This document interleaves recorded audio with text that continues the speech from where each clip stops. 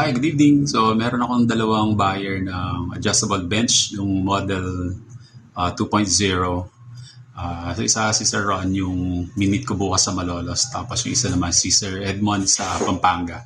So, maglalabas tayo ngayon ng equipment para i-ready for tomorrow's delivery. Okay? So, kasamahan niyo ako.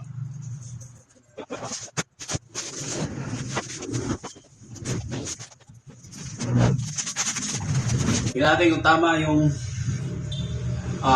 dadalhin natin bukas. Buksan natin ito isang box kasi magkamukha lang naman sila. Yung bench 2 kasi iba yung dimensions ng box na. So ito dalawa magkamukha. Tingnan natin kung ito nga yung bench 2 natin. Ito nga. Ayun. So see you tomorrow. Nakarga ko na lang to sa sasakyan mamaya.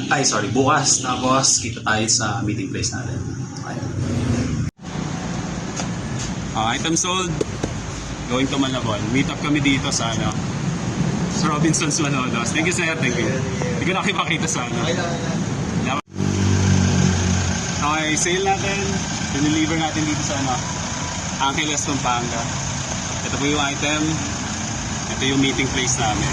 Angeles. So nag-drive kami papunta dito. Ayan. Salamat, sir. Salamat po. Yun lang.